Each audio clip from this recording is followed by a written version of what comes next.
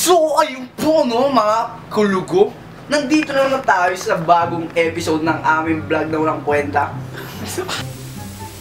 So ayun po no, welcome back mga kulugo.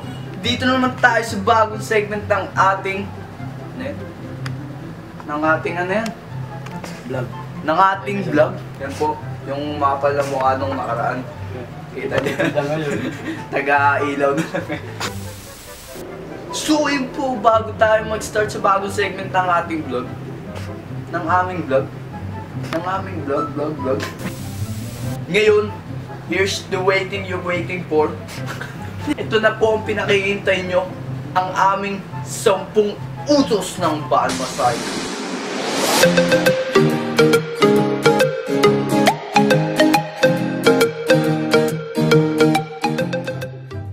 Number 10, thou shall be right, man. Huwag mahihiyang magtanong. Dapat kasi, tayong mga Balmasay student, nagtutulungan tayo, nagbibigayan tayo ng mga informasyon. At huwag maghihiyang magtanong ng mga assignment, mga project, mga ganun, para hindi ka nahuhuli. Dahil dito sa Balmasay, hindi pwedeng nahihiya ka. Dahil lahat ng tao dito, hindi nahihiya. At kung tinatanong kayo ng teacher nyo, kung naintindihan nyo ba, sumagot kayo na maayos. Kasi, pagdating ng quiz, magre-reklamo kayong bagsak-bagsak kayo, tapos sasabihin nyo, di tinuro yun. Tapos, nung tinanong kayo ng teacher nyo, oo na kayo, oo. Class, am I making myself clear? Naintindihan nyo ba yung mga pinagagawa natin ngayon? Opo, ma'am. Naintindihan po namin. May mga tanong ba kayo tungkol sa lesson natin ngayon? Apo, ma'am, wala po kaming tanong. So, yun po, no? Napakahalaga ng pagtatanong sa ating mga Balmasyan kasi kailangan natin malaman ng mga bagay-bagay. Subalit, pero ngunit kung ano ng salitang pwedeng lagyan dyan, merong mga pagkakataon na hindi ito applicable. At doon papasok ang ating pang-siyam na utos. Ito siya napasalod. Ito yung mga estudyanteng sinunod yung ika-10 utos natin. Huwag mahihiyang nagtanong. Sa sobrang hindi na sila nahihiya, walang hiya na sila sa pagtatanong ng mga sagot sa mga klase nila at sa iba pang mga kabatch nila. Ito yung mga tipong tanong ng tanong. Uy pre, kamusta? Long time na kasi anong quiz niya sa math kanina? Ayun, mahirap nga yung quiz sa math kanina eh. Nahirapan ako eh. Oh, ano? Dating gawin na. Bigyan mo na ako sagot ngayon. Tara. Oh, ito, number 1, no? Ayun, no? Tapos ito, number 2. Basta yan. Di lang ako sure sa mga sagot ko dyan, ha? Sige, pre. Salamat sa sagot. Bawi na lang ako. May quiz kami dito. So, yung po, ano? Maya naman yung mga lagi nagtatanong dyan. Yung tipong hindi na nagbibigay ng mga sagot doon sa mga pinagtanungan nila. Yung mga tipong puro kuha na lang ng sagot, walang ano, pamigay man lang. Sabi nga nila, it's better to give than to receive, diba? At ikaw namang nagbibigay ng sagot yan, kala mo wala kang kasalanan. Eh, kinukonsente mo lang yung mga, mga kaklase, ha? Imbis na pinag-aaral mo sila, mas lahat pa lang silang tinutulungan maging tamad, ha? Alam mo yun, ha? At kung ako sa inyo, sa mga nagpapakopya dyan, kung natatamaan man kayo ngayon, dapat lang kasi kinukonsente nyo lalong maging tamad yung mga yan. At ikaw naman na nangunguha ng sagot, ha? Mayahiya ka naman, ha? Imbis na nag-aaral ka, umaasa ka lang sa mga kaklase mo at sa mga kaibigan mo sa ibang section, ha? At ang super duper number bilang super 8 na utos natin, ang thou shall not be siksik, liglig, umaapaw. Ito po yung mga estudyanteng sa pila ng kantin, yung sobrang haba na, sila pa yung mga sumisiksik sa pila o kaya nauuna pa sa'yo. Yung feeling na gutom ka na sa sobrang haba ng pila ng kantin nyo, hindi ka pa makabili kasi ang daming sumisingit na mga singit na yan. At yung mga feeling close pa dun sa mga kuya ate sa kantin, biglang pupunta dun sa unahan at biglang sisigaw na, Kuya Rod, pwede bang pasingit naman ako, pa-order naman na ito niyan, ha? Kaya kung natatamaan ka naman ngayon, oo, ikaw, ha? Magbago ka na. Pwede ka sana kung mga teacher at mga personnel yun umu-order agad ng pagkain kasi sila, nagmamadali sila, may trabaho silang kailangan gawin. Eh ikaw, ano ka ba dito? Estudyante ka lang. Ano bang nagawa mo dito? Umihi? Ha? Pare-parehas lang tayo nag-aaral dito, ha? Parehas lang tayo nagugutom, tapos mauuna ka pa, ha? Eh, mas nauna ako sa'yo, mas nagugutom ako, ha? Kita mo naman dyan, ha? Di ako gutom yan, ha? So, yun po, no? Ang pampitong utos naman natin po. Ando shall not Mars another day. So, dito naman po, yung mga estudyante dito, ito yung mga estudyanteng wala nang ginawa kundi magpaliban ng mga gawain nila. Sila yung mga tipong meron ng oras na gawin yung isang bagay, ayaw pa nila gawin. Magpapabukas pa nila. Tapos puro sila status sa Facebook, tweet sa Twitter. Yan yung mga taong ganyan. Tapos pag natambakan na sila ng mga gawain, magrereklamo sila sa Twitter imbis na dami daw gagawin dito sa mga assignment na to, sa subject na to, puro ganyan, puro ganito. Imbis na ginawa nila ng mas maaga na dapat hindi na sila natambakan ng mga gawain, ayun, natambakan na sila. So yun, example na lang yung mga nag-video ng mga vlog na ito, ha? Imbis na may ginagawa kami ngayon, gumagawa kami ng video na to, ha? Kita niyo yan? Ha? Para sa inyo yan, para sa inyo.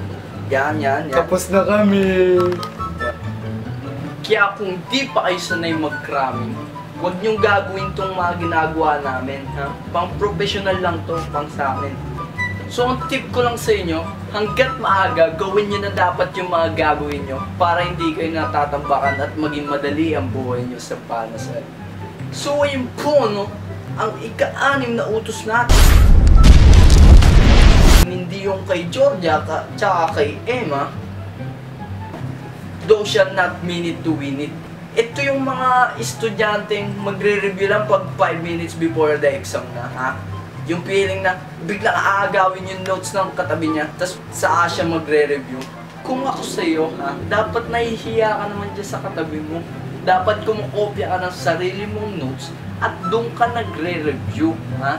Di yung kapag kailangan mo lang siya, saka mo lang siya kilala, ha? Uy, tropa! Ano yan? Yung ginagawa mo? Kasi, may quiz tayo ngayon nagre-review lang ako. Pera nga muna!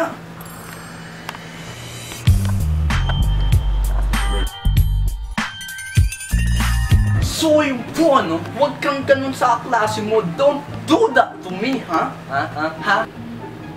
Kung ako yung kaklase mo, ha? Pag kinuha mo sa akin yan, ha? Sabay hahampas ko na sa yan sa mukha mo, ha? Parang malaman mo lahat ng mga napag-aralan natin pumasok sa utak mo, ha? Kaya, kung ikaw, ha? Kung gusto mo talagang makapasa dun sa quiz nyo, kung ano naman yung test na yun, dapat meron kang sarili mong notes o kaya nakikinig ka talaga sa teacher mo para naiintindihan mo at di mo na kailangan mag-review at kunin pa yung notebook na kaklase mo at kaagawin pa at wawasakin mo ang konsentrasyon niya, ha? So ayun po, no? Ang ikalima naman natin utos ay thou shall honor thy sir and thy mom.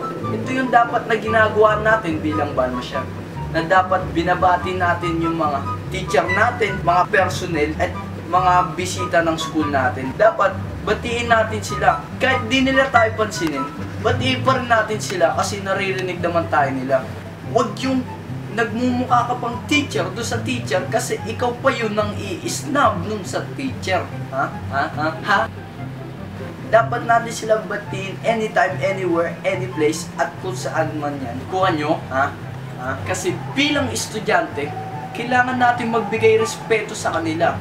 At hindi lang dapat yung mga teacher ng Balmasay ang dapat ginigreet natin, dapat pati yung ibang nakikilala nating teacher o yung mga mukhang teacher, dapat binabati rin natin sa kung saan man tayo maabutan nila. So, makatuwid, dapat bilang estudyante, dapat natin silang batiin ng may respeto. Kuha nyo, ha? Uy, ano? Ang pang-apat na utos natin ay thou shall not VIP. Ito yung mga estudyanteng cleaners nung araw na yun na hindi naman talaga naglilinis. Sila yung mga tipong nagbubura lang ng whiteboard tapos bigla susunduin ng mga kaibigan nila at bigla nang tatakas. Sila yun.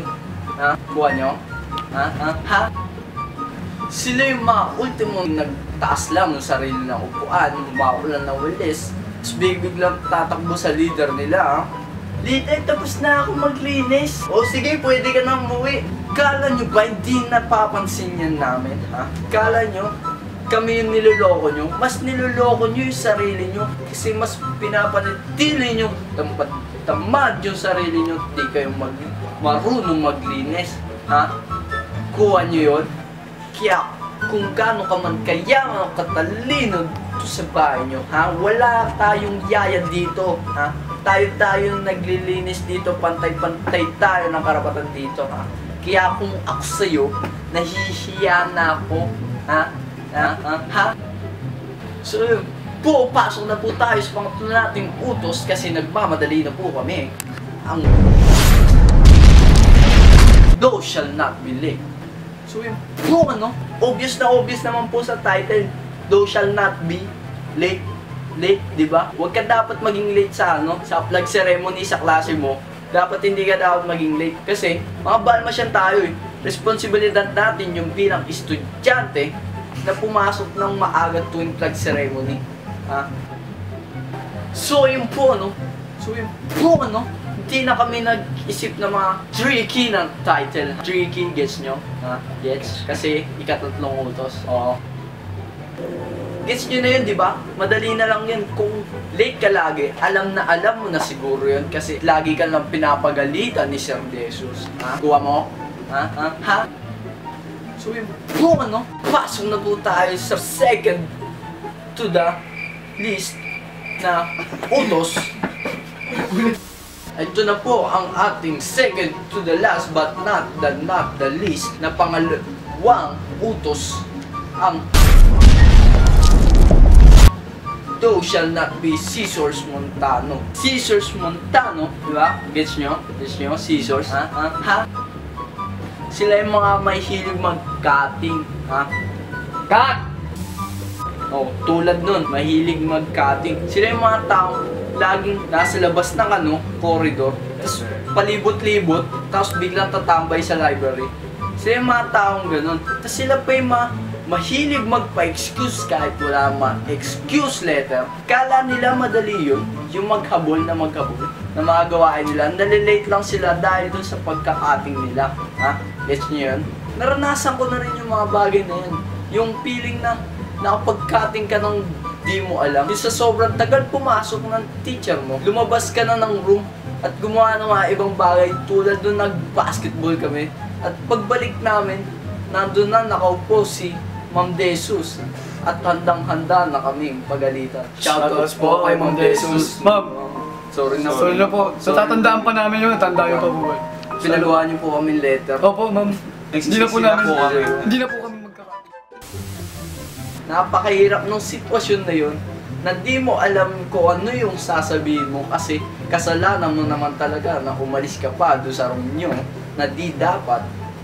Kaya kung ako sa'yo, iiwasan ko na yun, titigilan ko na yung mag-cutting o magpa-excuse sa mga kung anumang events na yan para hindi ka malate sa lesson nyo at hindi ka pa matambakan ng mga gawain.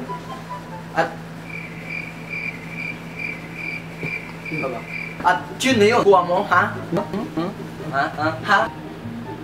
So, ay po ang pinakahihintay natin lahat. Pinakaunang utos na pinakamahalagang utos sa 10 utos na binigyan namin kanina. Ha? Dito, napapaloob yung mga 10 utos na pinagkagawa namin dito, ha? Ito ang thou shall not be keyboard warrior, ha?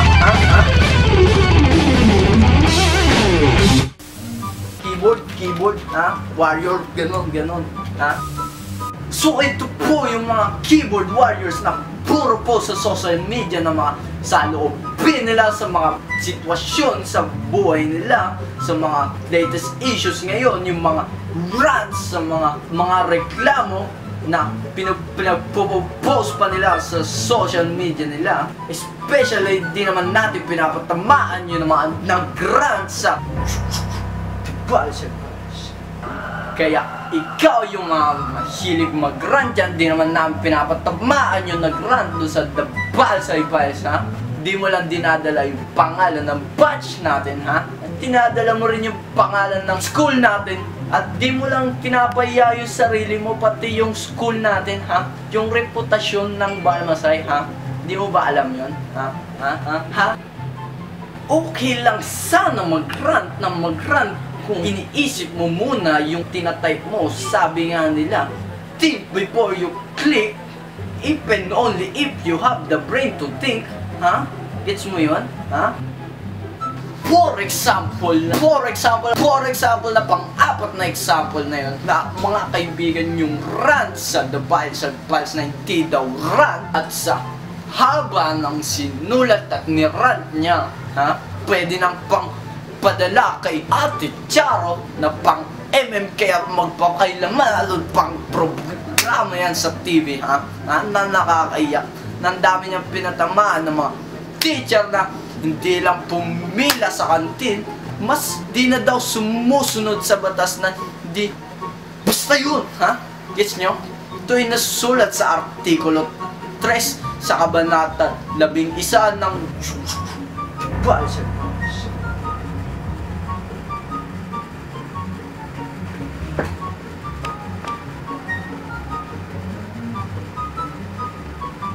So yun po, seryoso na po tayo ngayon.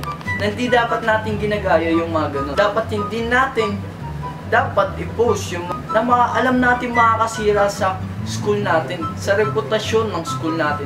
Kasi tayo rin na masisira nun. Alam naman namin na karapatan natin ang magpayag ng ating mga saloobin. Pero dapat isipin muna natin ang magiging kalabasan nito. For the very next time, think before you click. Yun lang po ang paalala natin. Okay? So, yun po, ang 10 utos ng Balmasay ayon sa aming obserbasyon. Salamat po sa mga nanood, sa mga natamaan namin dito, ha? You deserve it at kailangan nyo para mabago ang sarili nyo, ha? Kuha nyo. Kaya follow at subscribe ang account namin ng mga ito, ha? Para ma-updated kayo sa mga vlog namin, ha? Power.